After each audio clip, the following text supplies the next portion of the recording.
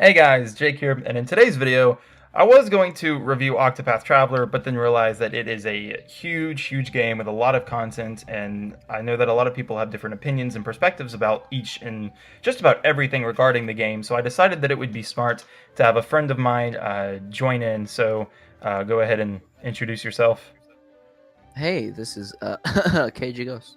who I will probably refer to as David. Yes.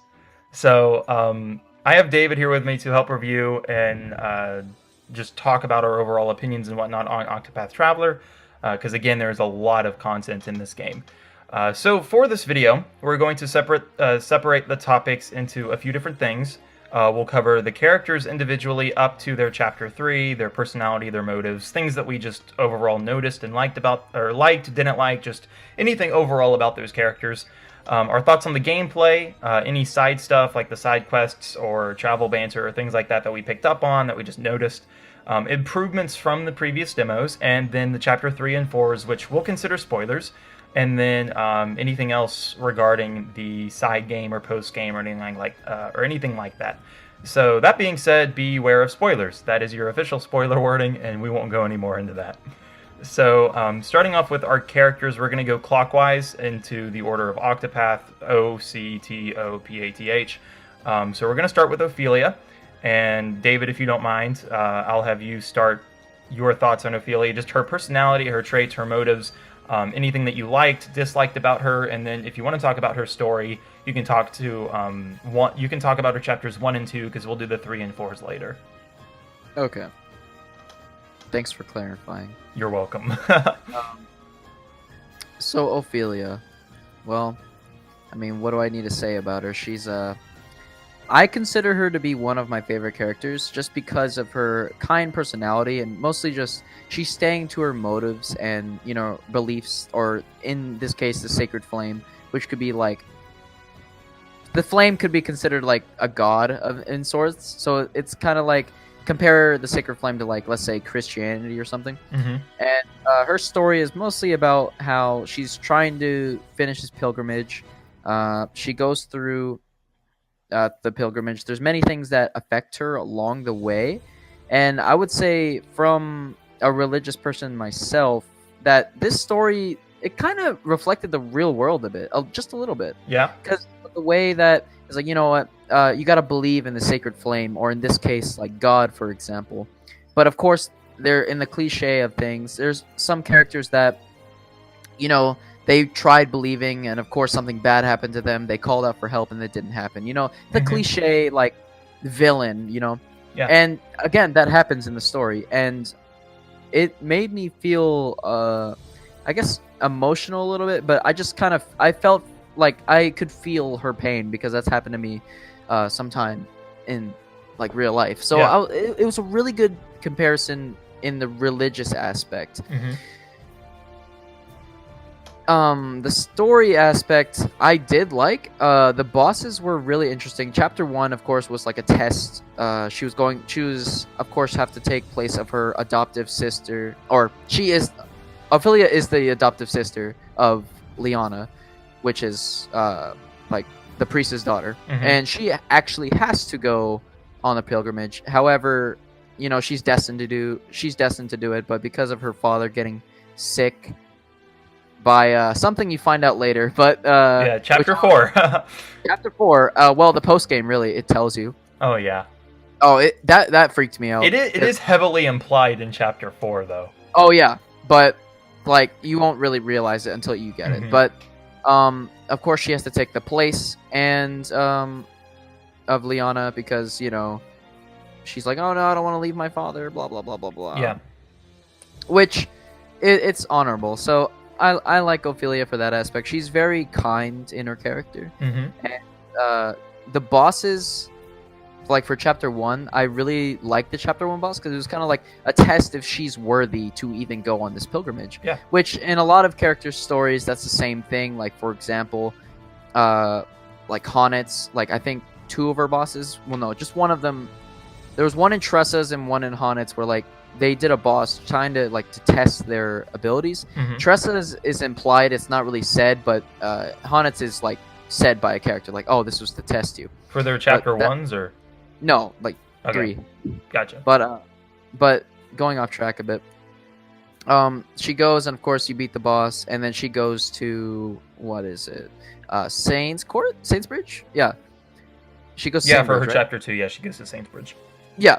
Well, Ophelia goes to Saintsbridge, and there she meets, a kid who is kind of being bullied by other kids. And at first sight, you're like, oh, well, Ophelia's going to stop the bullying. Well, it's found out that the kid lost something that was precious to another kid, and they have to. Ophelia's like, no, man, you gotta stay. You know, what if it's okay if their friend like loses it? And she kind of goes on like uh kind of like a counselor would to a student, or like kind of a figure, like a father figure or Mhm. mother figure in this case, to the kid that lost their mother. She was saying stuff like, why should you be mad at your friend because they lost your dead mother's uh like pouch, instead of seeing how the friend is trying their hardest and doing the best of their abilities just to find it, just to be friends with you. Yeah. And she, in that aspect, I would say, like, a fictional character is very realistic. How ironic, but Mhm.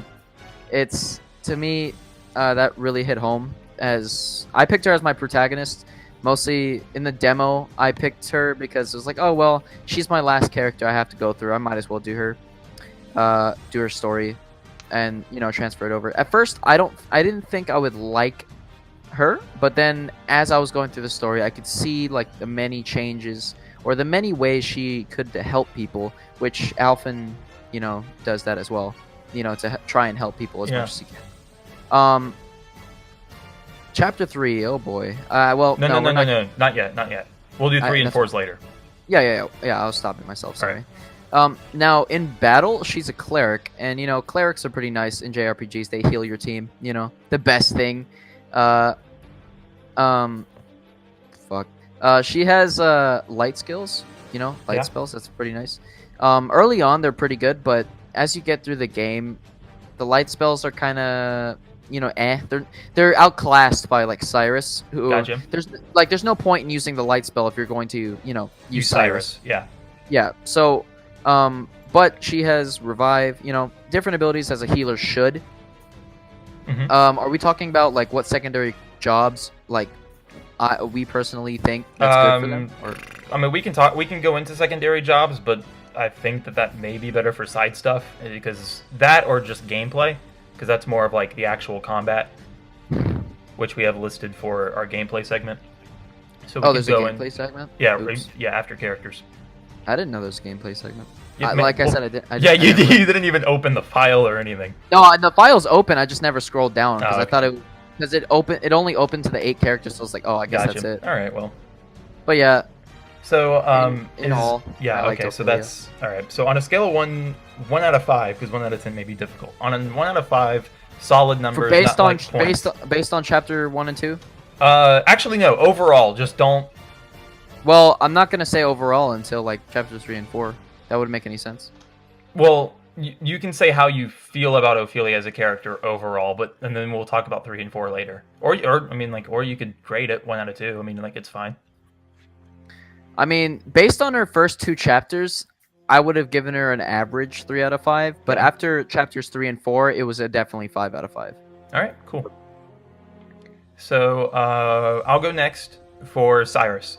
So Cyrus's chapter 1 and 2 follow the similar formula. Basically, actually, a lot of the 8 characters, if not all of them. Well, here's the formula of the game, lol. You go to a city, there's a problem, you go into a dungeon, fight a boss, that's it. That's yeah. basically it. Well, Now, you don't really notice this, but subconsciously, like, Yeah, I noticed yeah. it, but I never mentioned it. specifically, I did also notice how all of the characters, and mainly their chapters 1 and 2, because I don't remember doing it in chapter 3 for every character. For some characters, yes, but I don't think for every character, and then not for 4. I know definitely not for 4. But in chapters 1 and 2 specifically, all of the characters require that you use their path actions in order to complete a mission, which kind of shows you the boss of that chapter, or allows you to get there. Although looking back at Ophelia's chapter 1, I don't think had you use guide. But No. yeah, I know that Cyrus's chapters 1, 2, and 4 had you use scrutinize. Well, no, now that I think about it, chapter 3 did too, but 1 and 2 Yeah, specifically, I also noticed. Ophelia compared to the others, like for path actions, and Hmm. also Primrose as well. It's like their path actions weren't. Well, no, Primrose Utilized. you use it in Primrose's, but Ophelia's especially you don't really use it. Oh wait, no, you do. You In chapter use 2 you do. it. You use it in. In like certain like 2 chapters, I think. Because I know in Ophelia in chapter 2 you have to guide the boy to the forest. I know Yeah, that for sure. And chapter 1, I don't think there was anything in chapter 1. not for Chapter Ophelia, and I can't think of Yeah. anything for Primrose. I know that in one of Primrose's chapter, I can't remember if it was 2 or 3. Chapter 2, it was 2. When you were in the snowy town. Yeah, that was Yeah. 2. Okay. But yeah, And back. you Yeah. used Allure. Yeah. Yeah, you had to use Allure and Labarki. But yeah, back to Cyrus. I did notice that his chapters 1 and 2 they weren't repetitive, but the game does give you a good sense of this is what the character is capable of in the overworld, and this is kind of like this character needs to use their specific skills in order to get along the story. Now, I mean, we just talked about a few examples on how that didn't apply for every character, but Cyrus is one of the characters that I did notice uses it in every chapter. When I was doing it in chapter 2, I realized, hey, I did this for chapter 1. This is probably going to be a recurring thing, and it was, and it did. For his chapter 1, he gets accused of being in an affair with one of his students, which was actually the princess of that town or whatever. And then in chapter 2, he goes and meets with an old colleague of his who is having troubles in her town about all these people getting abducted near the local inn, which turns out that this person has a secret layer behind the inn, and he's using it as a capture point or a local point or whatever to kidnap people and use their blood for basically satanic spells. So that's Or well, this is like the essentially like earlier like Ophelia's kind of like the god character. yes. Well, Cyrus is kind of like he's dealing with the demonic Satan character. That's basically Cyrus reminds me a lot of crap. There's this one character. I don't know if it's from a show or if it's from a video game or whatever, but like they're not specifically religious, but they acknowledge that a lot of the things they deal with are really religious. It may be supernatural I'm thinking about, but no, because I I don't know what I'm thinking about, but yeah, that's kind of what Cyrus reminds me of. And as far as Ophelia goes, the whole setup with all the cathedrals remind me a lot of like Catholic and the churches and the fathers, which are referred to as Your Excellency, which is pretty much a meme. But Your Excellency. her going out and talking to people reminds me a lot of Mormon. But that's just my opinion, and I've mentioned that in just about all of the demos where I played Ophelia, or which was one of them, and then I think I mentioned it in a few of the other ones, and then in the prologue demo review. But anyway, so Cyrus as a character is the mage. He has access to just about every spell in the game aside from wind, ice, Light and dark. No, wind, light, and dark. Wind, light, and dark. Did he have ice? Was that Icewind? Yes. Okay, because I remember that Alphen also a tempest had it. of ice shall rain. Hello. Oh yeah, that's right. So yes, he didn't have access to light, dark, and the wind spells, but later in the game you're able to do that, which we'll go into later. So he basically any of the abilities, or excuse me, no, any of the enemies that may be weak to an elemental attack, because early game, most enemies are going to be weak to just the wide variety of spells and whatnot that you have in your arsenal. Like Furion uses fire, Alphen uses ice, Haunted uses thunder. All of those abilities are single target attacks, which only attack once. However, Cyrus has all three of those elements, but they can attack up to twice. They deal more damage. And then there's obviously the break system, where with those special spells, or just any attacks in general that are strong or super effective, I guess you would say, to the enemy, they would break their shield. And I feel like Cyrus is probably one of the better shield breaker characters, just because he can attack with multiple elemental spells in multiple times. Like obviously for the first couple of chapters he uses spells that attack twice, but then later you get a special thing, which we'll talk about later, which allows you to attack up to 3 times.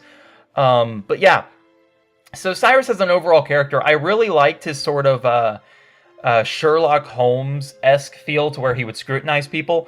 I believe it was in the prologue demo review I made, or it was in the video I made about the last two characters being revealed, which I think was Haunted and Therion, um, where I predicted which characters would be the noble and which characters would be the rogue. The only ones I got wrong were Alphen and Cyrus, because neither one I could really dictate on, like, well, which one's rogue. Like, obviously, like, Well, Alphen would mean, be considered good because, he's getting information to heal people, but Cyrus would be considered good because all he's doing is just asking people questions about, like, but then like missions when and you get in stuff. the game, it says interrogate. It's like, oh.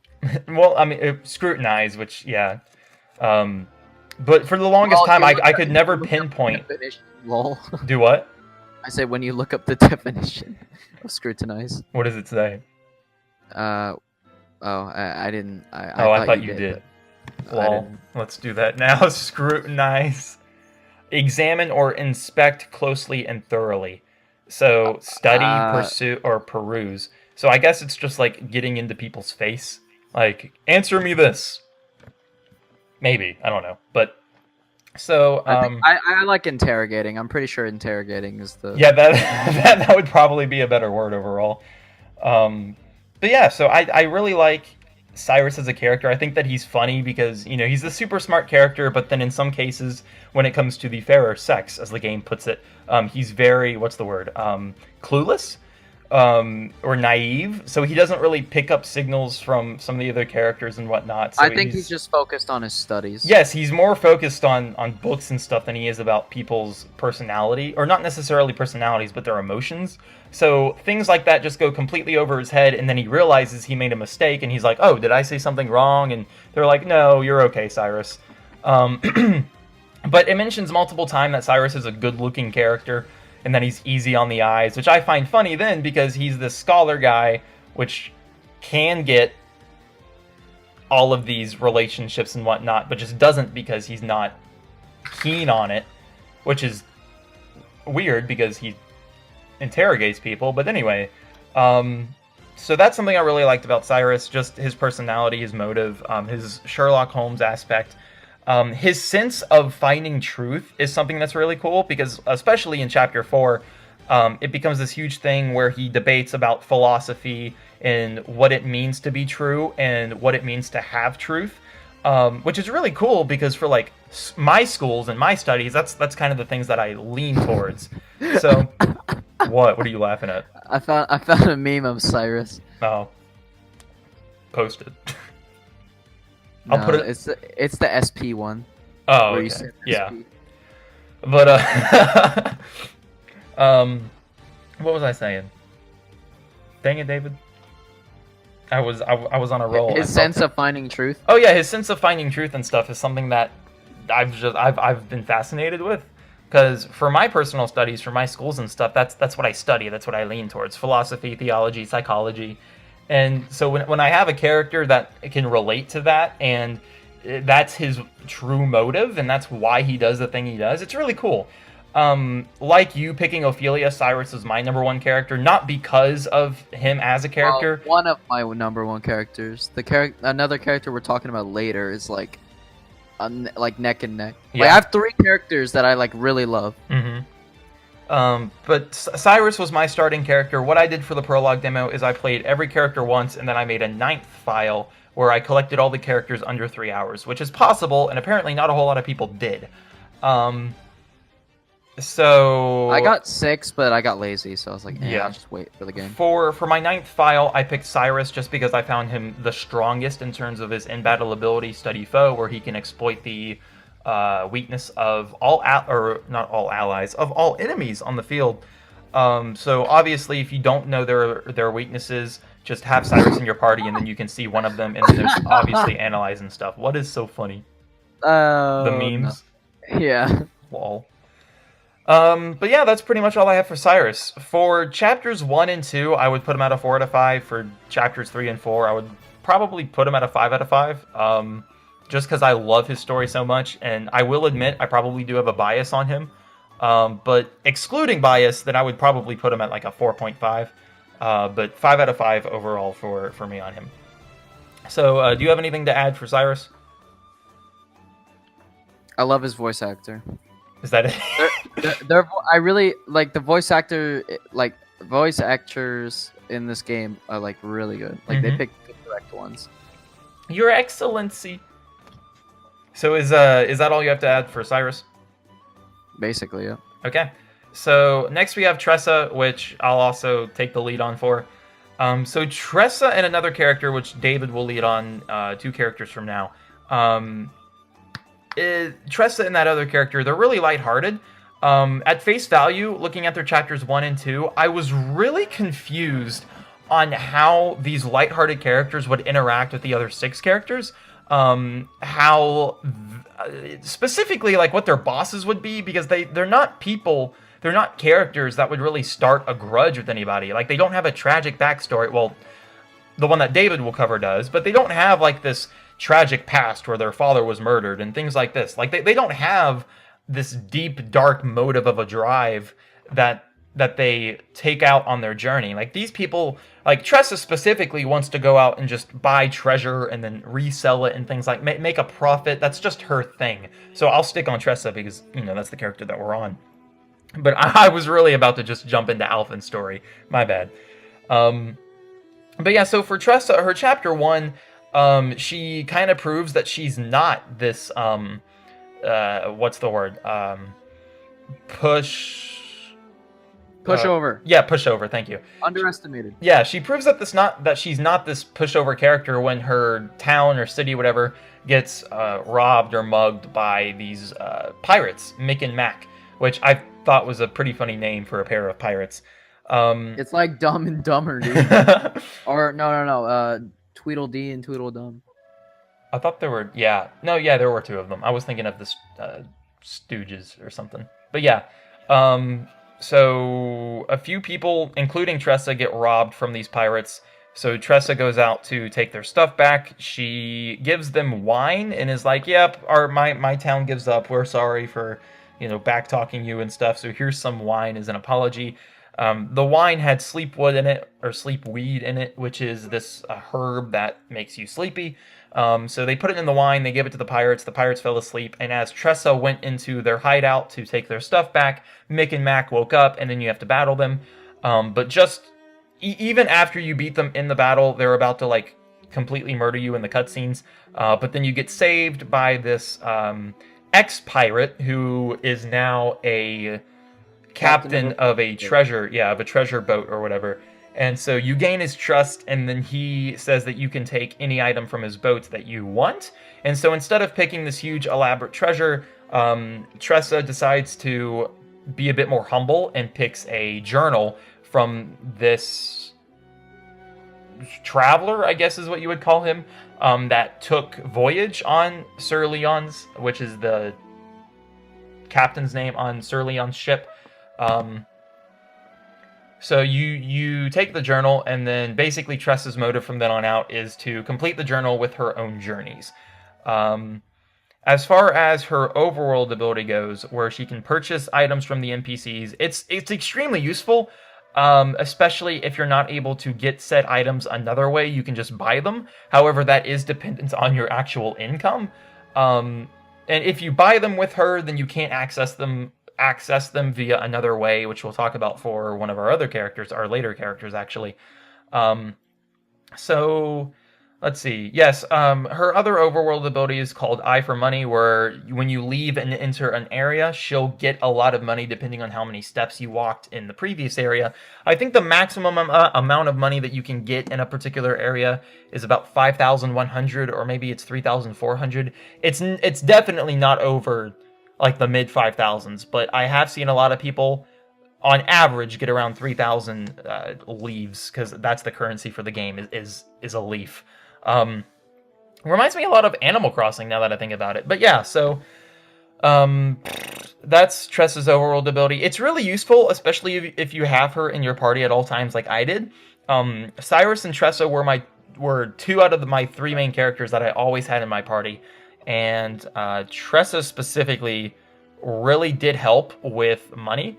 just getting it and whatnot. Because yes, you do get money from doing battles and from selling armor and equipment and stuff, but you kind of do need that equipment at all times because you will be constantly changing your equipment, your gear, and other things too, or skills and support skills and stuff. You will be constantly changing that, so you don't really want to sell all of it because you'll use it for later. But so Tressa's Eye for Money ability, if it wasn't in the game, it would be extremely hard to actually get money in currency. Aside from the other character who we'll talk about later, but even then, he doesn't really focus on money. Let's see. That is something though that I did talk about in my review of the prologue demo. I mentioned how Tressa and Cyrus specifically, I really did think would be overpowered characters because of the fact that they can collect money and how Cyrus has study foe. I really did think that they would potentially break the game.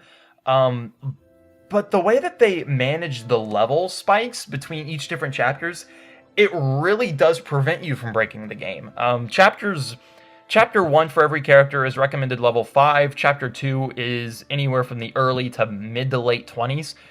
Chapter 3 and 4 is obviously probably the 30s and the 40s, but we'll talk about that later. So yeah, that's all I have for Tressa. Do you have anything, David? Not really. I Okay. mean, besides, I mean, I like the fact that she's kind of like the underdog character, Mhm. or everyone just underestimates her, and then she fights like a big like buff dude. Yeah. What? Well, I'll say it when we get to chapter 4. But there's something in Tressa's like overall chapter 4 that I did not like, Yeah. honestly, and it was kind of like it made no sense to me. But when we get to that point, Okay. I'll mention. And I do want to say that in that prologue demo review that I did, I totally predicted a spoiler, which we'll talk about later, but it involves Tressa, and I was so happy I was right. All right, but so we'll go into Albrecht next, which I'll have you lead, since I know that you like Albrecht. Oh, is it my turn? Yeah, you're gonna start with Albrecht. Oh, Albrecht, dude. Albrecht is one of my favorite characters, along with like, Ophelia and another character we'll get to.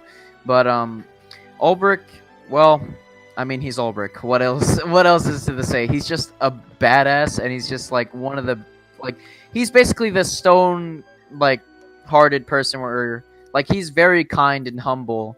He's not really knowing of a lot of things, like where it's like if somebody says a joke, he would probably be like, "What do you mean?" Mm-hmm. Like he wouldn't really understand it at first, not because he's slow, but mostly because he's just he doesn't really think about that. It's more in his story. It's like he wonders why he fights or why he swings his blade, and that question is brought up Multiple times. after he gets betrayed in like the very first chapter of the game. So it starts with Albrecht, in Hornburg, the kingdom of Hornburg, protecting. Oh, King. for Yeah. the backstory. Yes. Okay, I thought you were talking about his. Okay, yeah. Continue. No, Sorry. read it. I know what I'm talking about. Anyways, it starts with him, fighting a little war, between mercenaries and the king, and he takes on like 50 guys, and then he comes back. He's like, oh well, where's the king? And then, he gets betrayed by his betrayal is a theme of this game basically, and he gets betrayed by who he thought was a brother, Earnhardt or Earhart, and Earhart kills the king. So now Albrecht, his main focus was to protect the king, protect his liege, everything about that. That was the reason why he swung his blade. Well, he died, so now Albrecht's in like a remote village, and he's like wondering What's to the what point? end what is the point? Like, why am I still alive? Which is kind of sad because he's like, now that I just lost, like I failed to protect him, so why do I need to be alive? Is basically the theme you get from him from the first two chapters a little bit. The second chapter not really, but first chapter definitely. He then he has a squire, and he's training the squire, training the watchman to protect the village. He's known as Berg because he wants to hide his true name. He doesn't feel, I guess, deserving of Albrecht the Unbending Blade, because his Unbending Blade title was like a like insane title. Like he was like Yeah. a god almost. Like a lot of people were like, "Oh my lord, he's like insane." Well, he changes the name to Berg because he doesn't want to be found out. He just wants to be alone, which is kind of sad. Uh, he, however, he does have to go into action when his squire gets captured or kidnapped by the bandits that usually raid the town, but Berg or Ulbrich pushes them back. Hmm. He goes into this cave, and there he fights Gaston. Uh, Gaston apparently, for an unknown reason, I think. Well, no, actually, no, it's a known reason. Basically, he pulls out Earhart's blade, and Ulbrich again realizes it immediately, and it's just like, why do you have his blade? Well, Earhart's like, well, your eyes just flared up, as soon as you saw this, so this must be important to you. And then the fight happens, and Ulbrich is revealed to be the unbending blade that he Yeah. is. He fights Gaston, you win, and then he basically tells you all about like, well, I got this from Earhart, obviously, blah blah blah blah, and Ulbrich's like, I need to find Earhart, so Gaston sends him over to Gustav, which he's pretty cool, but after that incident, Ulbrich actually gets a reason to like put on his old garment and fight again. Yeah. And that was really inspirational to me because it's like when you're down, you need something to revitalize yourself, to get yourself back up. And chapter 1 really did it for Ulbrich because it was very quick to like go in with like, oh yeah, Ulbrich's kind of like, he got bullied, dude. Like he's rock bottom. But now, like, there's only one way to go up, so he's going up. He travels to Noble Courts? Question mark. His chapter 2 is Victor's Hollow. Oh, Victor's Hollow. I thought it was Noble Court. Well, in Victor's Hollow, he fights. He finds Gustav. He has to enter a tournament in order to fight Gustav, but he's basically recruited by this one girl. No one fights like Gustav. Yeah. Every time I hear that name, I think of Gaston from Beauty and the Beast. Sorry, I just wanted to point that out. But basically, he is recruited by this one girl who is who's a contender in the Victor's Hollows tournament. Fun fact: if you scrutinize her, she says, "How much is your weight?" and she says, "Piss off," and it's pretty hilarious. But Ulbrich, he has to go through the tournament. He fights one of the 8 champions of the tournament to enter the tournament. Yeah. As the Unbending Blade. No one really recognizes him. Some do, and they're like, "Oh, dude, it's Ulbrich! Holy crap! I thought he was dead." Yeah. And it then goes to You have to fight. Oh no! In the tournament, Ulbrich fights 2 people before Gustav, right? Yeah. However. Wait, 2? I thought it was 3. No, it was 2. Okay. Ulbrich fights this one person who's fighting for his love, right? Fighting for someone back home. And Ulbrich, after absolutely bodying the kid, is like, why? He has a reason. Why don't I? Mm-hmm. Like, I'm just trying to find Earhart. I have no reason. Yeah. And then he fights another person who was the previous champion. And he's fighting to avenge his father, right? Because his father died, and he wants to like avenge the family name and like be the champion. Well, after that, Ulbrich's like, he's fighting for his father. I should be fighting for someone, right? Yeah. And it then goes to Gustav, and then Gustav's like, why do you swing the blade? Gustav asked the question, and Ulbrich's like, yeah, you're right, dude. That's totally not the question I've been asking myself this entire time. How did you know? But literally, you fight him, and then he tells you where Earhart is.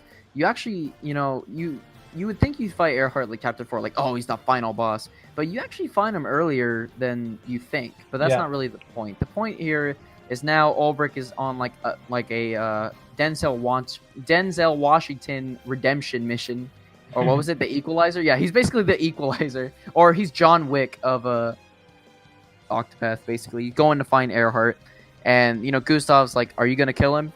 And he's like, "Well, I need to hear what he has to say." So now Ulbricht's main focus is now, I need To to hear from hear him, him yeah. out. Yeah, To no get longer his to kill him point of immediately. I view, need to yeah. hear his reason.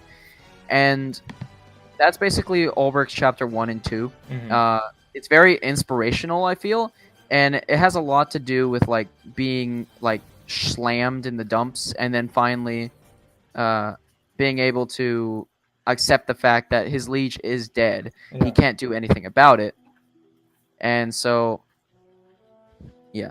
Um, So out of scale of 1 out of 5, what do you think about his chapters 1 and 2, and then overall as a character, what would you rate him? I would honestly rate it, like, if I can do percent, not like half. I would say I don't know. Chapter 1 was really good, like inspirational for me. Yeah. Chapter 2 was kind of just like, it was kind of a filler chapter, like waiting. Mm-hmm. You're kind of just waiting for the thing. So I feel like chapter 3 kind of, if you compare it all together, chapter 3 like oversteps chapter 2. Definitely. Yeah, because of what happens in chapter 3. But I feel like as a chapter, it's still, I would say, 4 out of 5. Okay. And Ulbricht's challenge ability is used, like his overworld ability is challenge, Mm-hmm. which honestly is good ability.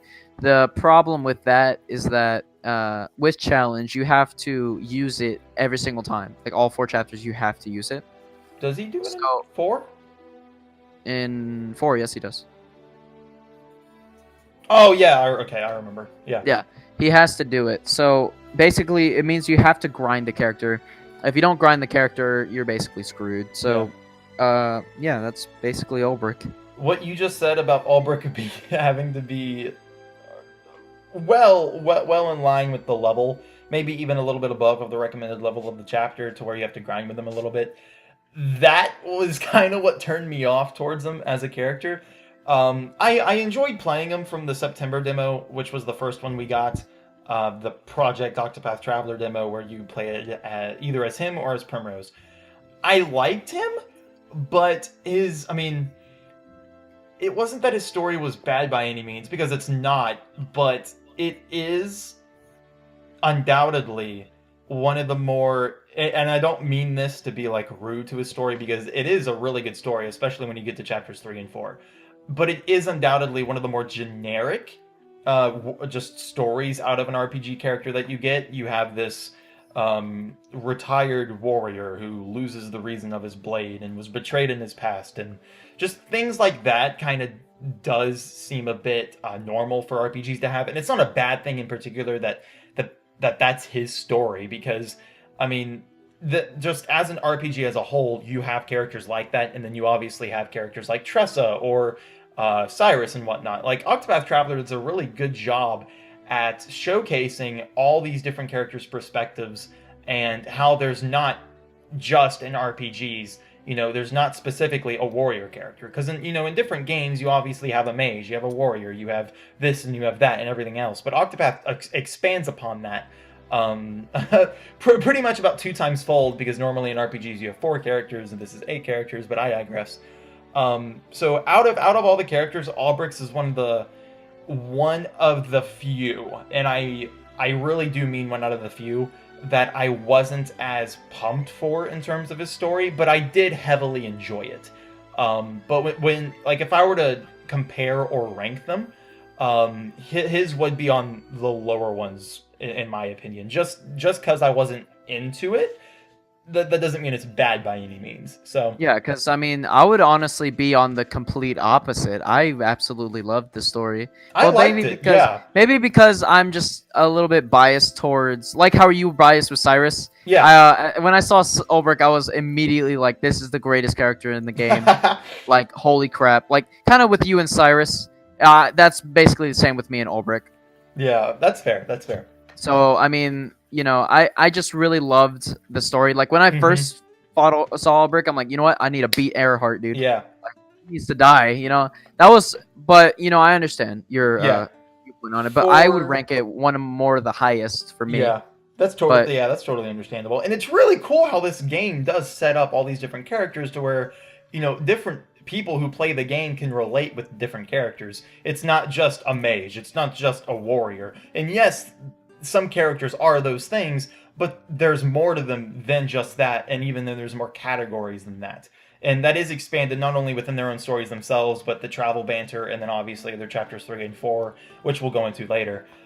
Personally, for chapters 1 and 2 for Albrecht, I would rate as a 2 at lowest, as like a 2.5 as highest, just because it's not bad again by any means, but when I compare and rank it to the other characters' stories, that just is one of the lower ones in my opinion. But as far as him as a character as a whole and what his chapters 3 and 4 end up turning him into, I would put him more as a 4 to a 5. So, and we're not just rating these characters because we really love this game, but we do. But these characters are really well written and really just well depth, if that makes any sense. Like, they have a lot more to them than just a generic swordsman or a generic mage or a generic dancer. There is depth with them, which is shown not only within their own stories again, but within travel banter and then other things as well. But yeah, so next is Primrose, which I'll take the reins for. So Primrose, even with the September demo, people were saying this is probably going to be one of the darkest stories in the game, and I wholeheartedly agree. It is one of the darkest, and I would argue that it is the darkest, with the second darkest being the next character that we'll talk about, which I'll have you lead for. Just because on what happens to him in the later chapters, which you and I know about. But yeah, so Primrose's whole backstory is that her father was killed by this group of people called the Black Crows, which all share a tattoo. They all share a tattoo of a crow. One of them has a tattoo of the right wing of a crow. One has the tattoo of the left wing, and then the third one has a tattoo of like the crow's face, or just the crow as a body or whatever on their neck. And so the characters, who they are, is really it does involve the plot, and so I can't really talk about the Black Crows themselves. So Primrose has been waiting to get her revenge on this group of people ever since her father was murdered, and she witnessed it without them knowing. And they just didn't feel the need to put her down as well, or maybe they just didn't care for her then and there. But so she's been waiting for these people to re-enter her life, or for her to cross paths with them. And so sure enough, she does in chapter 1. One of them kind of shows up to her dance performance thing. And so she decides that she can't be a part of her dance group anymore. She has to leave.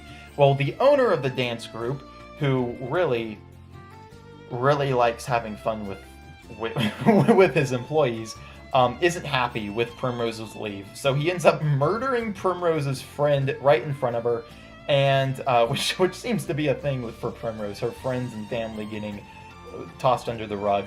And then obviously they fight Primrose, and Primrose completely destroys them and kills them in cold blood. And then her chapters 2, 3, and 4 is her finding out who the Black Crows are and going out and getting her revenge. So it is as generic as that, but the identity of the Black Crows is really interesting. How her as a character coping with who they are and how much of an impact they have on her is really interesting as well. So I won't go any more because that kind of does already paint a picture of what kind of a relationship they have with her. But anyway, her chapter 2, she does deal with one of the Black Crows. I can't remember which one specifically. I think it's the Rufus. Oh God! Whew! Yelled in my ear. It was the left. Rufus. Okay, thanks, dude. Sheesh. Whew. Shit, you raped that. Rufus. Really, dude? Oh, I'm gonna need to see a doc. I'm gonna have to see an apothecary on that one.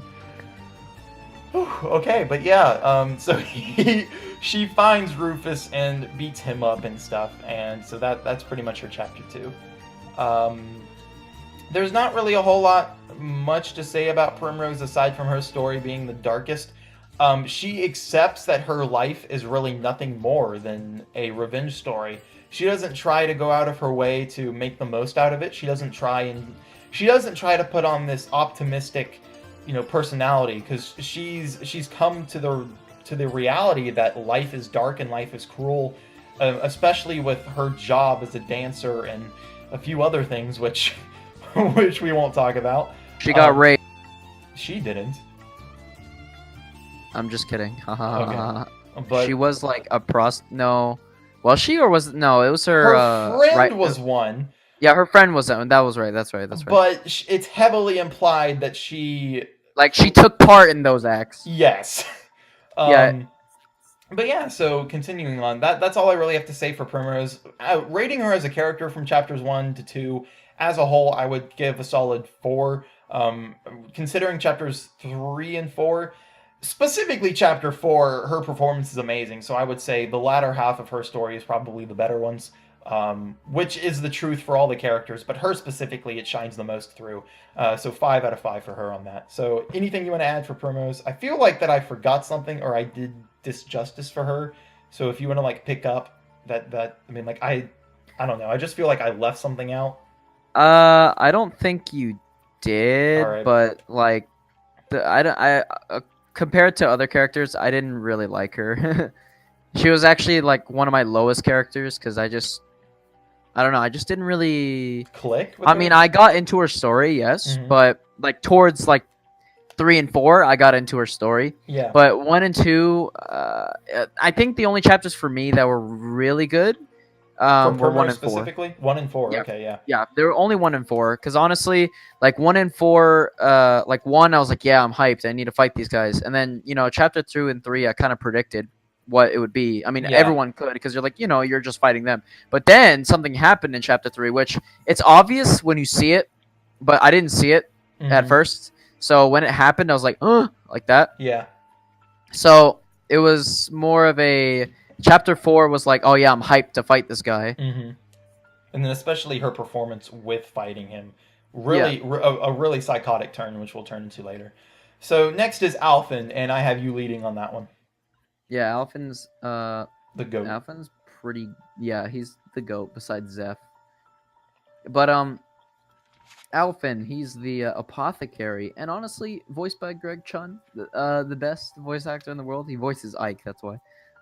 But Alphen is a very kind-hearted person, and when he was a kid, he got a disease where basically, if he didn't get the right medicine, he would have died. Well, this stranger, who you actually find out the name of, the stranger actually saves him, and Alphen's like, you know what? I want to strive to be that guy because that guy, he saved my life. He didn't have to, but he did.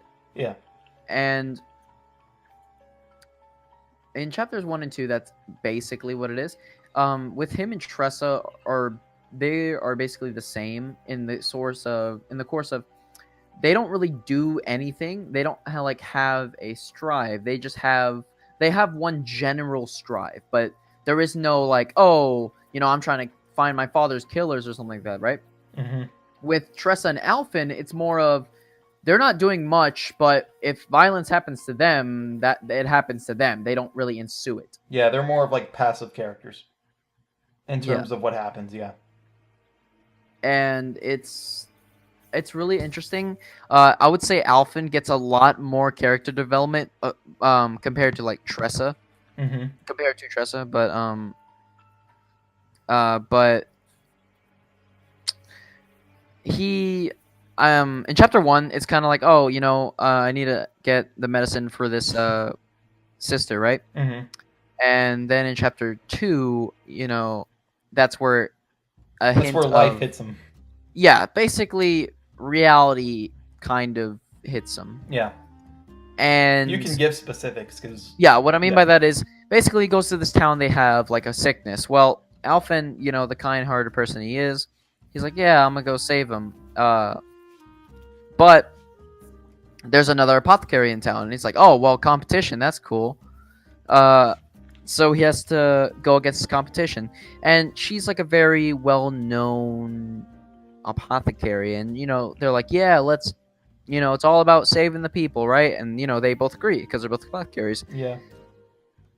Alphen, but the player eventually finds out that she was just she gave the people medicine that was actually poisonous. It made them more sick. Yeah. It made him even more sick, and she gave him a premium or like something. They had to pay a lot of money to save them, right? Mm-hmm.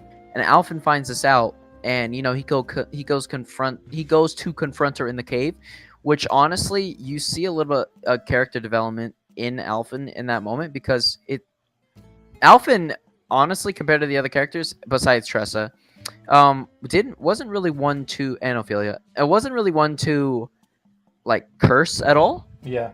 You would not see it honestly when you first see him. You're like, oh well, okay. Yeah, I mean, But then, he even goes out of his way to be like Shaggy from Scooby Doo and say, "Well, shucks" or "zoinks." yeah, he also says "egads." That's the funniest line I've ever heard.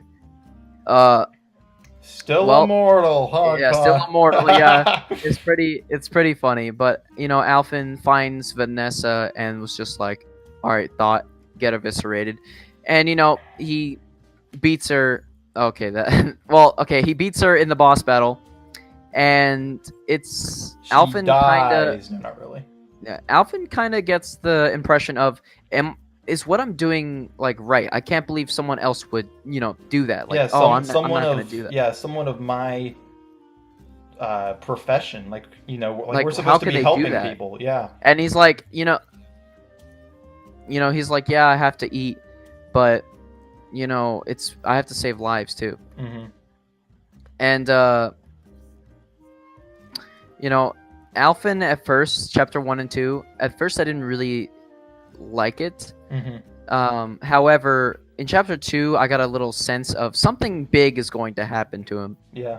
And that is delivered in chapter 3, but we will talk about later. But I would say a 3, maybe even a 2, honestly, my first impression of him, even though he's voiced by Greg Chun. Yeah. But after that, after chapter 3, it was definitely 5 from there. Chapter 4 was a little underwhelming, but I still like it. And Mhm. we'll talk about it later. Yeah. So my overall thoughts for Alvin as a character from his chapters 1 and 2, I'm gonna give him a 3 out of 5. For chapters 3 and 4, I'm gonna give him a 4.5.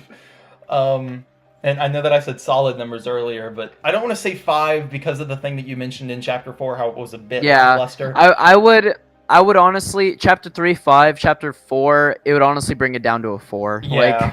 It's not bad by any means. Like No, it is, but it could have but been a little bit it better. could have been a little better. Yeah. Yeah. So, but yes, chapter 2, he does kind of get a real dose of life to where he realizes that there are people who That are sinister like that, yeah, that what con people, and especially in chapter 3, he gets another sense of that too, in a much more devastating way. But in chapter 2, it really opens the doors. It opens his eyes, and he realizes that not everybody is as soft or as heartwarming or whatnot as he expects them to be, especially if they're doctors, or apothecaries, whatever. So it's really cool to see this young townsboy with big hopes and big dreams get a dose of reality, and by the end of his chapter 4, he's almost an entirely different character, and we'll talk about that later. But seeing his progression is really fascinating, and that's why, story-wise, he's one of my favorite characters, and this is the character I was talking about with Primrose and saying in terms of how dark it could be.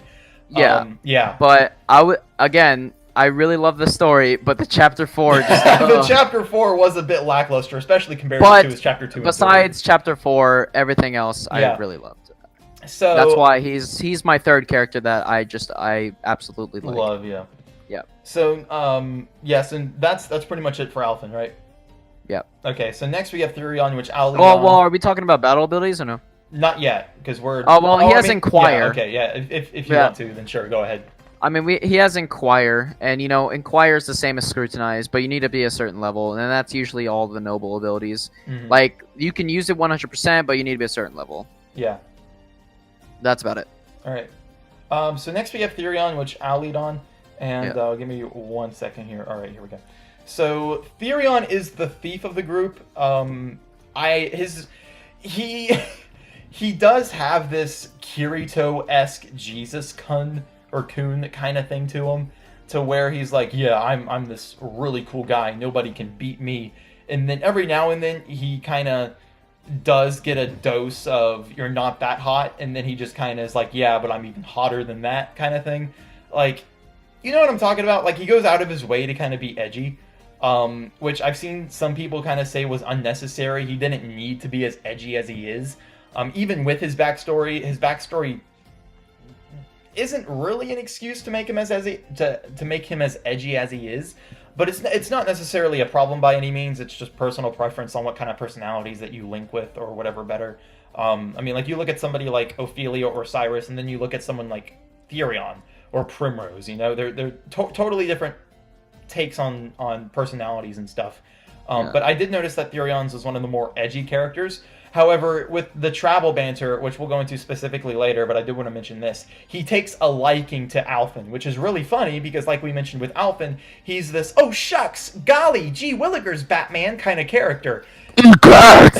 So you have this really edgy character who's like, nobody understands my backstory kind of thing, and he takes a liking to this really soft-spoken, gee golly, mister, kind of a Also, character. Ophelia is the same way with him. Yeah, but Ophelia, like, takes a liking to Therion, or? Yes. Okay, yeah. But, I mean, like, Ophelia isn't like, gee willikers, she's your excellency. But, yeah, so for Therion, his overworld ability is Steal, which I mentioned about with Tressa. Tressa's whole thing is specifically around money. Therion's is around items. So he'll steal items and stuff, and he'll collect items and whatnot from No enemies way, of Jacob. battle. Really? He steals? I didn't expect Well, that. no, but I mean, like, thieves. Wow, dude, he's a Shut thief. up. But they, you know, like, they'll try and steal money. That way they can use it for whatever. But Therion specifically steals items. but- Yeah, but he steals items. So, and then he also has this whole, like, in the travel banter too, he'll talk about his thief code and stuff, and how he plans a robbery and stuff like that. So, but going on about his story, in chapter 1, he gets not blackmailed, but for lack of a better word, he gets blackmailed into stealing this thing for this rich family. So in chapter 1, he attempts to steal from that said family. They catch him, and then they put this, like, wristband on him that he can't take off, and it's basically symbolizing that he failed as a thief. And the only way to get it off of him is to steal these different family heirlooms for this family. Which, actually, now that I think about it, I can't remember if I was right or wrong about what the heirlooms were used for, from when I mentioned it in the prologue demo review. I think we'll talk about that later when we get to it, but now I'm genuinely curious. But yeah, so he has to steal these family heirlooms from these different people. In chapter 2, he steals one of them. What did he do in chapter 3? Now, don't tell me specifically, but what was it? David? Rip. Well, but yeah, in chapter 1, he gets one of the family heirlooms, and then in chapter 3 and 4, he goes after the other two. He meets with... Mic was muted, lol. Yeah, I knew your mic was muted. I just didn't feel like I didn't know if you went AFK or something. No, what? Chapter 3. So, are you talking about what happened in chapter 3? He basically confronts the chapter 4 boss, and you would think you would fight him right there, but... Yeah, yeah, that's right. So, yeah, you confront the guy who has the other two heirlooms, but he gets away, and one of his lackeys basically takes his place, and that's the chapter. That makes it underwhelming for me, to be honest, because I was like, yeah, I'm ready to fight it, and then... lackey. Yeah, not to like mess up your train of thought, but no, I mean, like, you're totally destroying my video right now. In fact, I really want you to just... Okay. Wait. Okay, fine. Alright, well, so what else for Therion? He has a few physical attacks, which are really, really useful. He's not coming back. I'm just gonna wait. There he goes. Yeah, that's what I thought. So... That's what I thought. So for Therion, I used him particularly as the stat ailment character. He would slow down my opponents. He would debuff them. He would break their shields. That is a status element, Jacob. Debuffing is not a status element. Get out of here, dude. I said that I'm on you. I'm on you instantly, dude. That's fair. So I could feel. I used it for the debuffer. I could feel the spit from, like, all the way across town hit my forehead from you yelling into your mic. I could feel it. But yeah, so I used him as a debuffing and status ailment character. Um, what did he do? Put the headphones down? All right. Did you just like throw your headphones down? Yeah. Lol. I was gonna ask my dad something, and then I realized, wait, the game's starting. Never mind. Rip. So you are playing Overwatch. Yeah, but just Knew like, it. I mean, I'm talking while I'm doing it. I mean, I already have the thing I wanted to say pulled up. So. That's fair. So, aside from using him as debuffing and status ailment character, I also used him to break the enemy's shield multiple times. He has 2 attacks in particular. Steal SP. That it regenerates his health and regenerates his SP, which, and both of those moves attack twice, and they're dagger attacks. So, I mean, it's good for shield breaking. It's good for really not losing your health or your magic or special points, whatever they're called. And then when you give him the, well, actually, no, we'll go into that later. But yeah, when you kind of learn how to manage him more as a character, you can use the status ailments from another ability, which, yeah, we'll talk about later. I really want to say it just because that's how I played Therion, and that's what he is to me, but I know that people play him differently, so I'm like, ugh. Okay, so as chapters 1 and 2, considering Therion as a character all around, I would probably put him at a 3, specifically looking at chapter 1, because this chapter 2, he kind of retains his edginess, but in chapter 1 is when it was actually entertaining. In chapter 2, it was just, he's an edgy character. Chapter 3 and 4, when he deals kind of with his backstory and stuff, he feels a lot more relatable, at least for me, because he's not Edgelord McGee as much as he is in those chapters. So I would put him at probably a solid 4 for that. But he's still a great character all the way around. I would say that I used him, or I enjoyed him more as a character in battle than I did for his story. But his story is still good. He was one of the 3 characters that I always had in my party at all times. The other 2 being Cyrus and Tressa, which we already talked about. So that's pretty much all I have for Therion. David, you have anything you want to add? Your mic's muted. Rip Oh, me. hey. Oh, okay. What's up? There he is. So, overall thoughts on Therion? Again, this was another story where, like, I liked... Okay, chapters... What was his chapter 2 boss? His chapter 2 boss was basically someone who had one of the family heirlooms. Oh, okay, yeah. Okay, so... This is... as much as I hate to say it, Therion... I love him, like, as a character. Like, the edginess is a little bit too much for me, but I still like him as a character. Yeah. And honestly, he was the same as Primrose. I honestly only cared about chapters 1 and 4. Mm-hmm. Like chapter 1, you know, he's on a journey now. You know, Yeah. he's kind of blackmailed. You know, he has to do this, or he is like his career is over. Yeah. And then chapter 2 is like, okay, well, you're getting this. It's like the same with Primrose. You know what's gonna happen. That kind of ruins the story, but Right. it's still a good story. Like, do not get me wrong. It is an amazing story. But you know, when you can predict everything that happens, it's like, you know, or have a good guess of which, yeah. Yeah. So a lot of the stories where I did not guess what would happen, Ophelia especially. We still have one more to talk about. Do you want to wait or just talk about it now? Nah, yeah, I'll wait. But Therion as a character, I love him. I think the story was a little bit generic, but I mean that still doesn't deny that his story is amazing. So, as with all the characters, Right.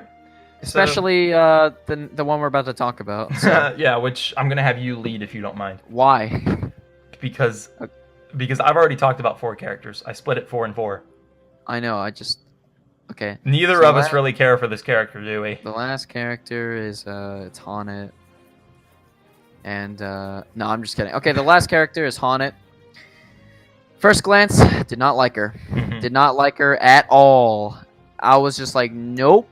I'm not gonna. When you say don't like, is it like you despise her or you just don't care for her? When I mean don't like, I just compared to the other characters, Right, okay. I liked her the least. Gotcha. Like, but I love all the characters, their voice actor, design, stories. But compare her to like Ulbrich, like who I really like as a character. Yeah. It's like she gets outclassed, which is Mm-hmm. why I don't like her per se compared to the others. But she's still a great character nonetheless. And Yeah. honestly, in chapters 3 and 4, I actually got a little bit of a liking to her. Like I actually was invested, and I actually was interested in the story.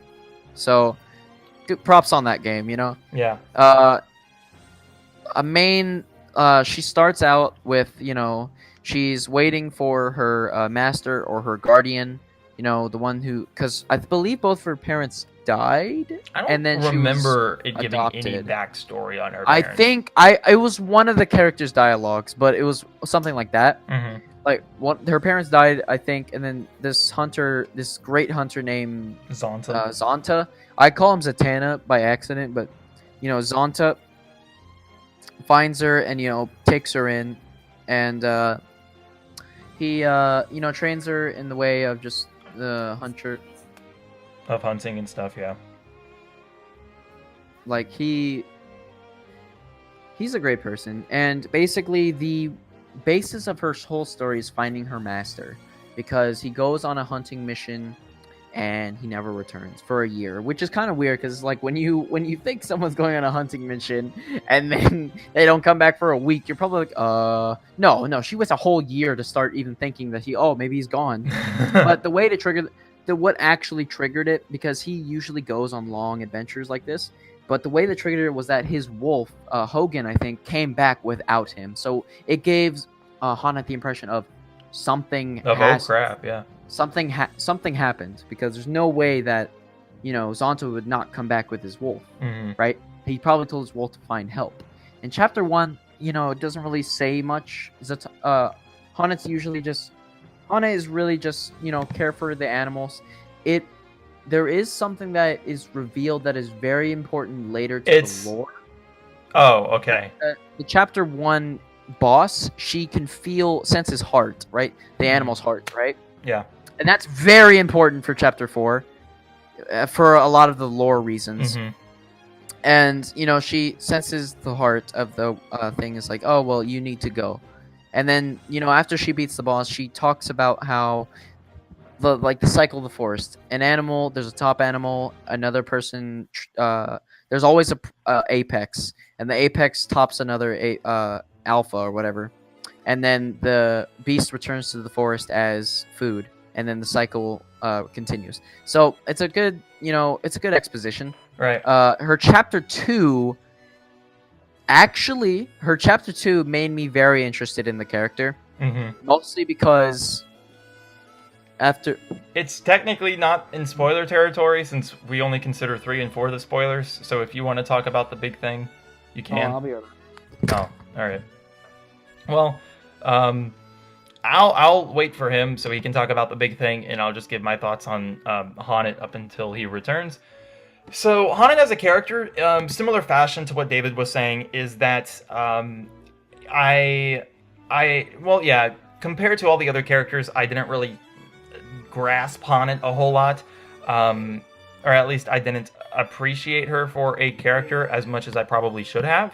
But yes, in chapter 2, she doesn't really change throughout a whole lot of her chapters, say as like Alphen or Tressa does, or Primrose even. She's just kind of the same all the way around. But her turning point is that at the end of chapter 2, you get a sense of what happens to her master, to her mentor, to her parental guardian. You do see what happens to him, like you actually meet and confront him again after a whole year. And I'll let David touch on that when he returns. Which actually, I did mute him a little bit because it was echoing me. Okay, so he should be good. If y'all barely hear me, it's from him, so I'll try and get rid of that best I can in editing. But yeah, so the all of the bosses for Haunted's chapters, chapter 1, 2, and 3, it's a cut and dry. You need to kill this beast because it's hurting people or things like that. And I know that I just did talk about chapter 3, but what basically her chapter 3 is one of the least interesting out of all the characters' chapter 3s, in my opinion. It probably is the most least interesting because the chapter 3s for just about every character is their turning point. It's the big reveal. It's what sets the stage for the final battle for all their chapter 4s. However, that's not her chapter 3. Her chapter 3 is another cut and dry. This animal is terrorizing these people. I need to get rid of it. The reason why, however, is the turning point because of what is revealed at the end of chapter 2, for her at least. So that's about all I have to say for Honnet out of a scale, like scaling her from like a 1 out of 5 score, not scaling. Excuse me. Wow. I'd say for chapters 1 and 2, specifically towards the end of chapter 2, I'd give her about a 3. Looking at chapter 4 and 5, or excuse me, no, not 4 and 5, 3 and 4, looking at the end of chapter 4, like the boss fight dialogue, I would probably put still at a 3.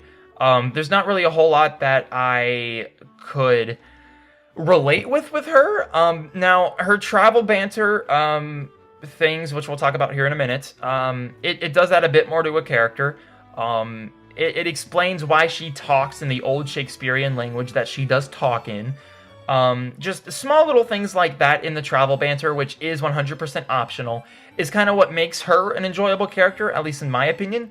It would have been nice for her to have been a bit more of a outgoing character, which she kind of is, but she sits in between this weird spot between being an active and a passive character. Like, she goes and looks in all these towns for her master and stuff, which in turn would lead her to beasts to kill, but she's not really on the hunt to kill those beasts. So it's really weird. She sits in that weird in between, that weird limbo of being active and passive in terms of her enemies and her story.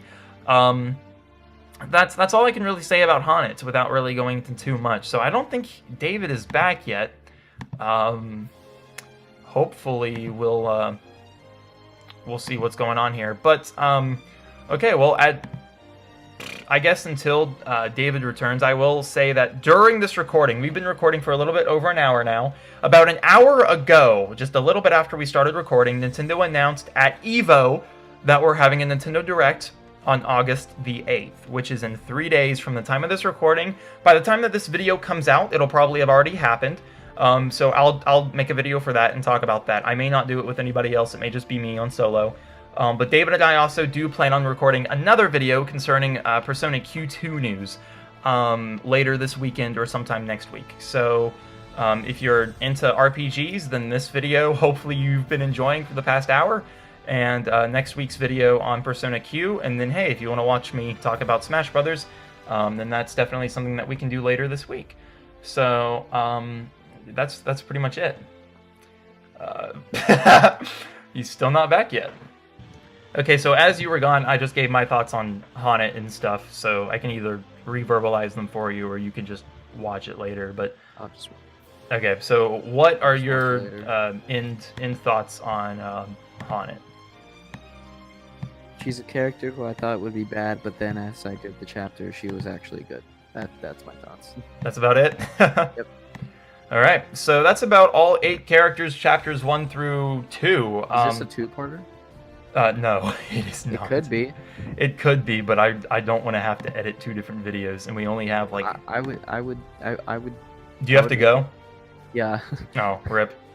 All right, so I guess we'll continue talking about gameplay, improvements from previous demos, side quests, and the remainder of the game. Well, if we have that left, no. If we have that left, I can do it because I have to go at 5. So. Oh, all right. So yeah, we should be done within the next 30 or so, hopefully. Okay. All right, so next up is gameplay, overworld abilities, and then actual combat. I'll go ahead and start with the overworld abilities, and then I'll have you lead actual combat. That good? Yeah. Okay, so for overworld abilities, I'll look at them one by one. Ophelia has Guide, Cyrus has Scrutinize, Tressa has Purchase, Albrecht has Challenge, Primrose has a Lore, Alphen has Inquire, Therion has Steal, Honnet has Provoke. So all of these characters, all of their path actions split into two different categories, Noble and Rogue. That was kind of the whole premise of what differentiated every character. So essentially you have 4 characters, you have 4 path actions, which all have 2 different variations of each other, if that makes any sense. For example, you have Ophelia's Guide, and then you have Primrose's Allure. You have Tressa's Purchase, and then you have Therion's Steal. So there's different ways on how you can basically achieve the same thing. However, Noble path actions, which would be considered guide and purchase and challenge and inquire, are dependent upon your level, and basically that's just it, just your level. However, for Tressa, it's also dependent on how much money you have. For the rogue actions, it depends on your level, but also a few other things like how strong the NPC may be, or the level of the town that you're in. Just things like this are a bit more nitty gritty for the rogue actions. However, they're not limited to specifically your level or to specifically how much money you have. A lot of the rogue path actions are really just determined on a success rate, like on 1 out of 100% success rate. How high is the chances of this working or this failing? If it fails a certain number of times, then your reputation in town falls, and the only way to really regain your reputation is to go to the local barkeep and pay him a certain amount of money. The more times you fail in that town, the more expensive paying the barkeep becomes. But you do need to restore your reputation each time you fail about 5 times a rogue act. And it doesn't matter what rogue act it is. You could fail 3 times with steal, and then fail 2 times with scrutinize, and you would still need to go to the barkeep. If your reputation falls, then you can't use any noble acts either. So if you fail stealing 5 times, you can't purchase from that same NPC or from any NPC in that town until you replenish your reputation. So a few of the overworld abilities I already mentioned, and I think so did David concerning the other characters like Inquire or Eye for Money from Tressa, Stealing from Therion, things like this we kind of already covered.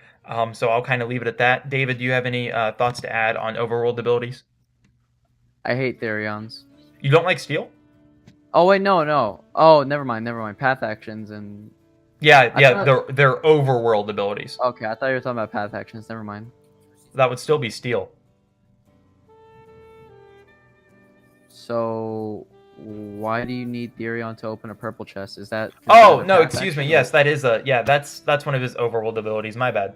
I forgot about that. When you said overworld, I was like, wait, what? Yeah, I completely forgot about that ability because I just always had him in my party, so every chest was openable or just unlockable for me. Like Yeah, my bad. So, but yeah, is that all you want to add about the overworld abilities? No, not really. I just hate Therion's chest thing. Yeah. Yeah. So, one thing that I did mention, or that I did want to mention rather, is Honnet's Provoke. I really didn't like it, and I didn't really care for Challenge or Provoke either. But Provoke was just so bad because you couldn't use actual attacks. You had to summon. You had to use the Beast. If you're Honnet with low level, you're screwed. And I never used her because I just appealed more to Ulbrich.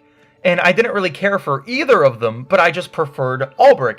So when I was forced to use her path actions in the chapters, I didn't have any beasts for her. Like I believe it's her chapter 3, you have to kill this tree thing, and all I summoned was her default Lucky. All I used was her default beast Lind or Linde, whatever her name is. I somehow I won. So that's about it. That's all I really cared for about her. Everyone else I thought was fine. I never really did use Alfin's Inquire ability. I only used it when I was forced to. And even then, I talked about Scrutinize from Cyrus, which I prefer over Inquire. But that's just me liking Cyrus more. Tressa and Therion, it just depended on what item I was needing and the success rate and how much money it costed. What you can do is you can actually save your game before you try and steal something or use a rogue action, and then you can fail 5 times, and if you failed 5 times, you can just restart your game and go at it again. I've seen that method does work. About the longest point of time that I've soft reset my game like that, and it took me to get a specific item or information with Scrutinize or whatever, it probably took me around 15 minutes at most. It never got to the point of like shiny hunting. Yeah. Question. Yeah. Whenever you reset your game, did you go out of your game, press the home button, press X and all that? Yeah, that's how I would reset my game. Okay, so you want to know something funny? Can you actually like just restart from the menu? If you go to the miscellaneous section, there's a option called Return to Title. Oh, rip! That would have been. Yeah, I didn't know that. That would have There been was really some. helpful. Yeah, there was somebody grinding for something. I was watching a video. It was And they for the did battle that. tested bow, and they did that. I was like, wait, what? You can do that? Yeah, that would have been helpful. Oh yeah, it would. But yeah, that's all I have to say about overworld abilities. So if you want to piggyback off that, you're more than welcome to. I mean, I enjoyed the overworld abilities. Besides, well, again, provoke was not a fun one. It was No, just it was like, awful. oh, your Haunted needs to be this level, and if it's not that level, you're screwed, buddy. Ha ha ha. Pretty much. And I was like, what the heck?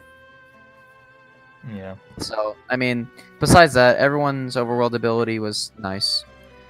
So next up we have the actual combat system, the turn-based system and the break system and everything else, which I'll have you lead if you want to. The break system is a really unique concept. I like it a lot. With the boost points and stuff.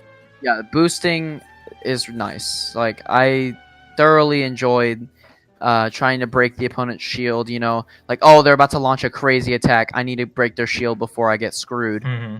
Like it was kind of like in that sort of esque, and I really enjoyed that aspect of the game. I would say the combat, 10 out of 10 to be honest. Yeah. It was the one thing that was a very redeeming quality when if there was like a bad like Story thing or that was something. happening. Yeah. Yeah. Like if there was something bad that was going on, I'm just like, you know what? It's okay. You know, the battle system's great. And you know, grinding, you know, it got repetitive, but I honestly love the music in the battle system so much that Made I it honestly a bit enjoyable. Yeah. yeah, it made it enjoyable. I never got bored.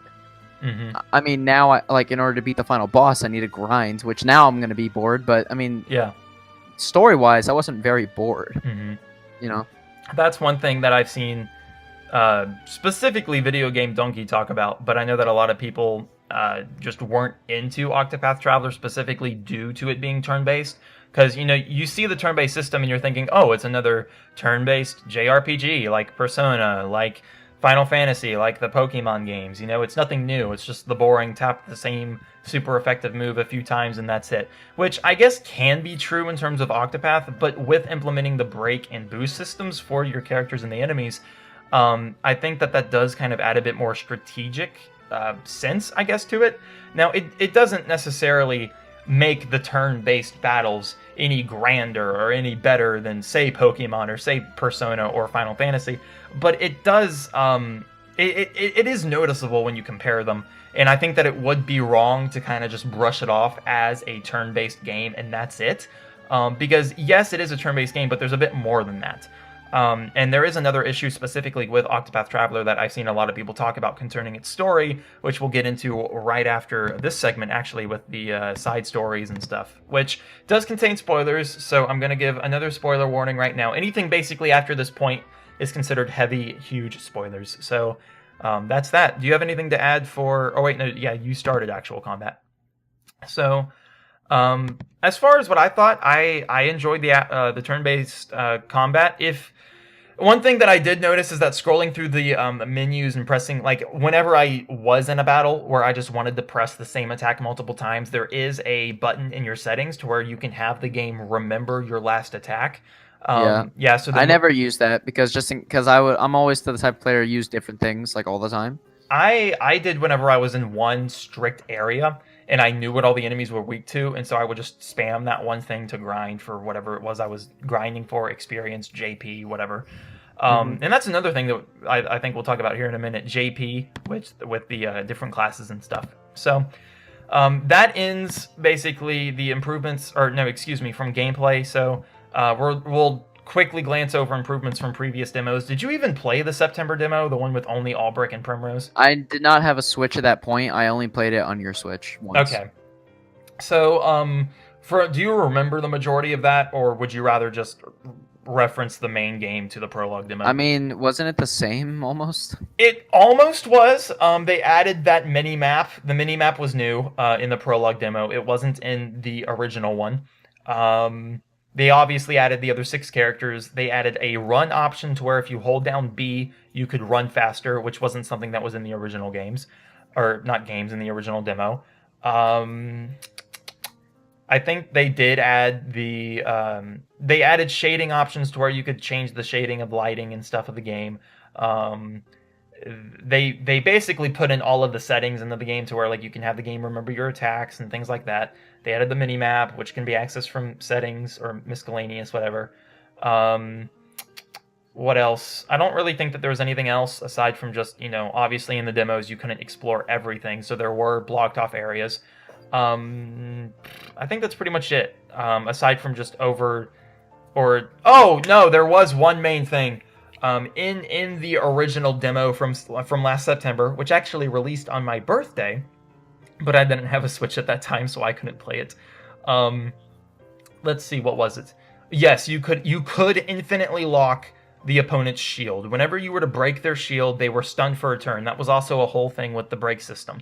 However, in the original demo, once you broke their shield, then they were stunned for a turn, and then the next turn, whoever went first would be determined on speed. So if you went first, which is very likely when you're fighting this huge boss, your character would just naturally be faster, you could then break their shield again.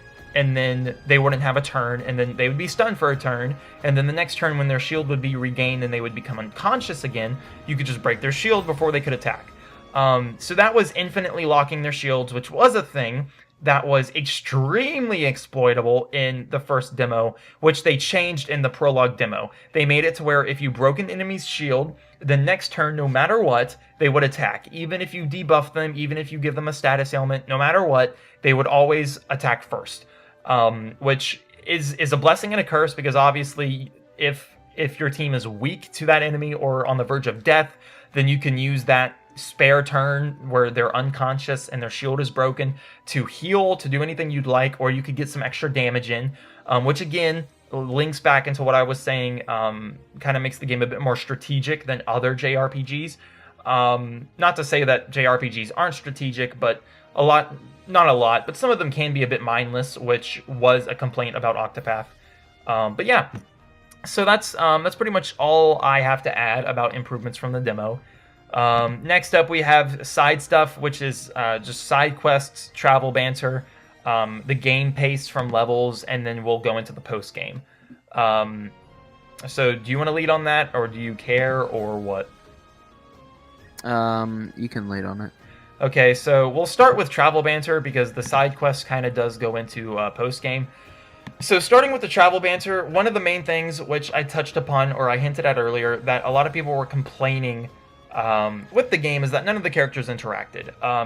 You start with one character and then you visit the town of another, recruit them on your team, complete their chapter in that town, and then you're able to take them out of that town. A lot of people were saying, like, yes, when Cyrus were to go meet Tressa, there would be no real interaction between them. You would just have a few lines of dialogue from Tressa only, and she would say, "Oh, you're on a journey? Let me join you." And then that would be pretty much it. And then she would be stuck in your party up until you got enough members to replace her, or any other character. And I'm only using Cyrus and Tressa as an example. But yeah, there wasn't really a drive or a motive for these characters to get together, which I will admit is a flaw in the game. But the characters do interact. Starting from Chapter 2, they'll have this option called Travel Banter. Whenever a specific event happens in the game, whether it be a cutscene or whether you're just loafing around in the tavern, there will be an option for you to access something called Travel Banter. Basically, depending on what characters are in your party, and normally it doesn't matter what characters, just any given combination of characters are in your party, they'll have something to say about the recent event. And if you're just loafing around in the tavern or something, then they'll just talk. They'll just talk about their interests. They'll talk about what they did last week, just normal stuff. They'll talk about, there's a scene with Albrecht, Cyrus, and Therion, where Albrecht is getting onto Cyrus about casting a spell on his head. And just things like this. It does build character development, but it is optional, which personally I can see as a flaw, because it is kind of weird when you play a game as 8 different characters and there's little development between any of them. And when it's made optional, then it makes it seem as if you may not even want to learn about how they develop as a team.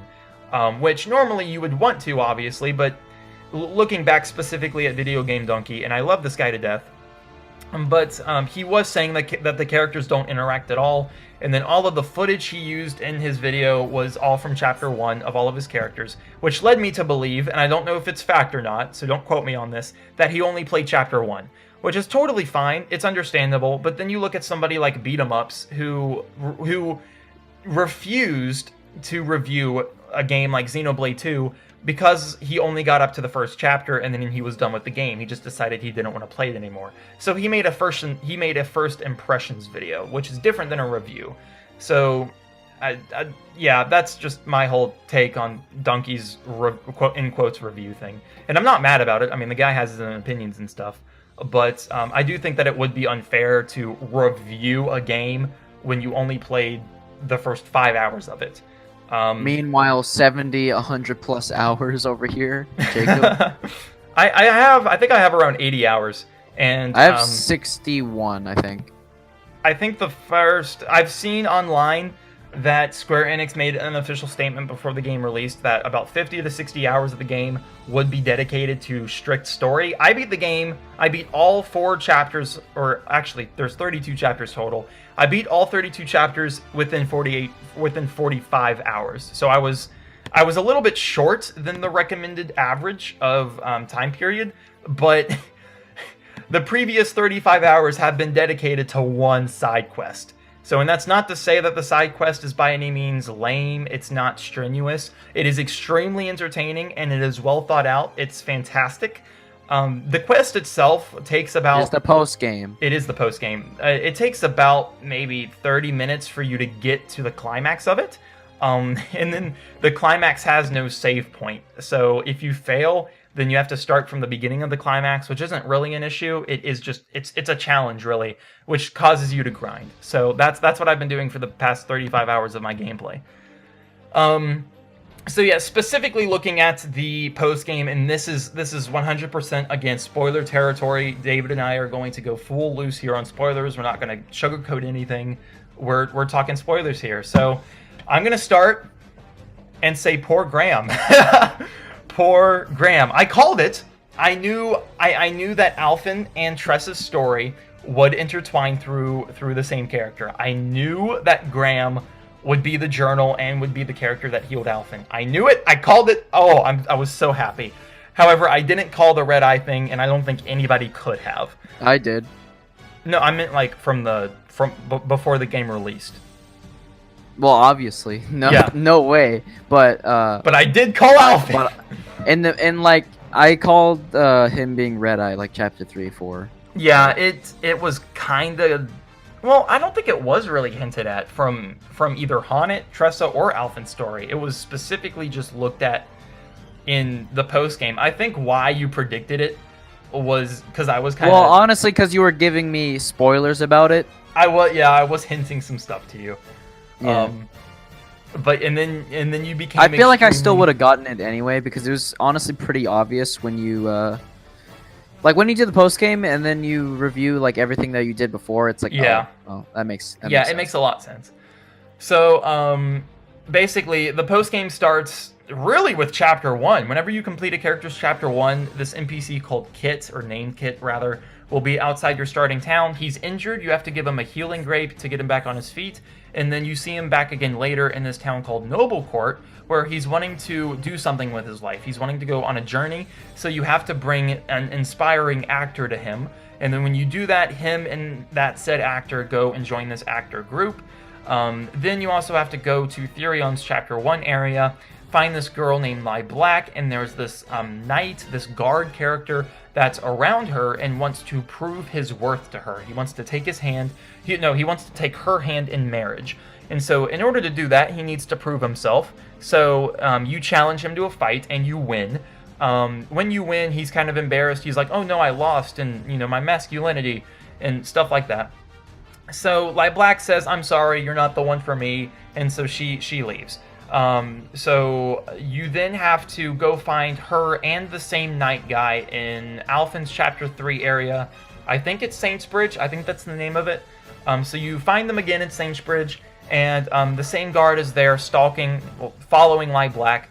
And he's basically like, if she's not my true love, who is? So he writes this letter for Black, which you steal from him or you inquire from him, I can't remember, and then you give it to this girl outside the local cathedral, who then loves the letter, falls in love with the guard, and then now the guard guy is satisfied. He has a wife and stuff like that. So then you have to do one more thing where you have to go give this pearl or something to Kit, and then for whatever reason it encourages him to leave. So he'll leave his actor group and go start on a journey to look for his dad. And then Black is looking for a specific man. Turns out it's Kit. She's looking for Kit, and she's wanting to use Kit as a demonic, or she's wanting to use him as a vessel in order for the 13th god of the game, who is banished. He's basically like Hades. His name is Galdera. He's the Dark Lord kind of thing. So in order to revive Galdera, which is Black's father, Black needs to sacrifice someone with the blood of who imprisoned Galdera. So one of Kit's ancestors, his name is Odin, I think it's actually his grandfather, he trapped Galdera. And so because of that, it's within Odin's family line is the blood which Black needs to free her father. So Kit's father was originally going to be used. Black had recruited Kit's father, which is this guy named Graham Crossford. So Graham was an aspiring apothecary who, yes, did heal Alphen and kept all of his journeys, all of his stories and stuff in this journal, and he then also got voyage from Sir Leon, which in turn he left that said journal on his boat, and that's the same journal that Tressa picks up, which is something that I predicted from the prologue demo, and I'm so happy that I got it right. Oh man, I love that. It feels good when you get something right for once. Yeah, so that's pretty much the post game. You have to fight the 13th Dark Lord, but in doing so, in order to get to the 13th Dark Lord, Dark God, whatever, you have to defeat 8 bosses for each character, like one boss for each character that mattered the most to them. So for example, for Therion, you had to fight that's a Matthias? No. For Darius. Darius, that's right, thanks. You had to fight this guy named Darius, who was a part of Therion's backstory and whatnot. So I'm not going to say all of them just because it's a lot, and I know that David has to go here soon. So, but that's pretty much all of that. And then the other thing that I noticed a lot of people were, I guess, complaining about would be the game pace. So the game it heavily encourages you to gather all 8 characters and have all of them in your party. However, it's 100% optional. And it heavily encourages it because of the level spike in between each chapter. So for for chapter 1, the recommended level is 5, which is easy, which is just an easy level to get to. It's like Pokemon, your starter is level 5. In chapter 2, however, it's levels anywhere from 21 to like 28.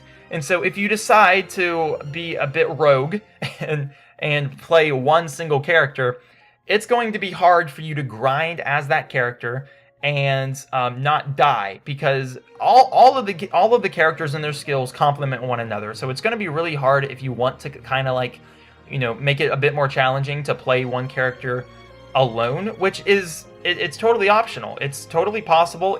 It's not forced to get all the other characters, but you are missing out.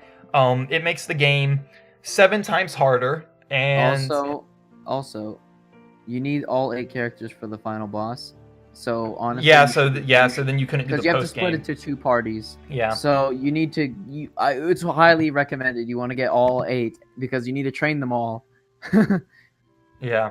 So, and then the last thing that I want to touch on is the 4 subclasses, which are War Master, Sorcerer, Rune Lord, and Starseer.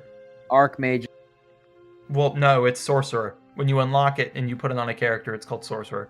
But it's Archmage. The boss is called Archmage. Or exactly. Archmages. Archmages. Yeah, but the actual class itself is not that.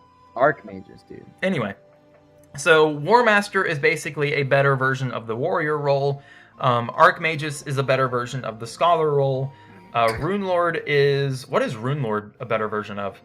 Because, I mean, I know that you put it on Tressa. I don't think it's a better version of anything, really? It's kind of just its own thing. Yeah. Along with Starseer. But you do... Well, no, Starseer is kind of like a mix between Cleric and Apothecary, because Starseer really just grants a whole lot of augments for your party. It does the ethereal healing, which allows your team to regenerate every turn. Boosts the boost thing where your allies or a specific ally can get 2 boosts per turn. I think it has 1 damaging skill, which is shooting stars, which is when you attack with wind, light, and dark damage. But yeah, I would say that that's kind of a cleric-esque role. So Rune Lord kind of does seem to be the odd one out there. But Rune Lord is best on Tressa. And there is this YouTuber named O Richard, which does a lot of gameplay videos of Octopath Traveler. The best setups, basically, on how to build characters and how to build characters specific ways. Great content. I follow the guy for whenever, I'm having trouble with grinding or whatever. But yeah, super cool guy. That's pretty much all I have to add. Although there is a lot more to talk about, but I think we put a dent in it for the most part. What do you think? Think we're good? I think we're good right now. I would talk more, but I have to go. No, you're fine. All right, so I guess we'll just end the video here. So thanks, David, for joining me on this and helping me out with this huge monumental video. Oh, we didn't say Graham was Red Eye, was he? I think we implied it, just like the game does. Egads! I was gonna say Egads. But yeah, Graham Crossford is Red Eye because he escapes from Light Black and but he transforms into Red Eye, which Haunted kills in Chapter 4. So super sad story. And also, she doesn't sense a soul or heart. Yeah, so at that point, Graham was basically gone. It was just a husk. Yeah, that's really sad to think that he de-evolved into that. Because especially in the one lore bit, when he was like, I am man, and his writing even gets all messed up. Man, I think I did tear up when I read his lore in the post game. I got the chills. Yeah, same. That's about it. All right, well, yeah. Again, thanks for being here on this video. When you took your hiatus in the video, I was talking about the next videos that we'll be doing. I don't know if you saw it on social media, but Smash Brothers is getting a direct on the 8th. Oh yeah, someone put on their Snapchat, oh dude, Sora, I swear to God, I'm not gonna get the game if Sora's in it, dude. I'm just saying. No, I'm just saying, if they put Sora, it's a sellout. They're literally only doing it because Sora's getting Kingdom Hearts 3. That is the only reason. And you could say that for any character. You could say that for Ridley because then why are they adding Chrom? So if they add Chrom, what he could be like, oh, it's because Awakening is getting a new game. No, you're not. No, that's not what I'm saying. Simon Belmont has been in Castlevania for like 10 years. So what are you talking about that? I don't even know what you're saying, but I guess that we could have a video on that. Hey, that could be one of our chin debate things. Exactly. Make the video, dude. Make it a 3-way chin debate, dude. Like me, you, and Anth. We will discuss everything. We'll do that. And then I also mentioned how we'll record PQ later this week or sometime next. Yeah. So, but yeah, that's about it. So thanks, guys. Did you mention that chin debates is an actual thing, or no, just now. Oh. Yeah. But well, okay, we'll just leave it there. We'll leave it for like the 2 people who have gotten up to this far in the video to speculate. But yeah. Okay. So anyway, guys, again, thanks for watching. This is Jake and David logging out. Peace. Cats.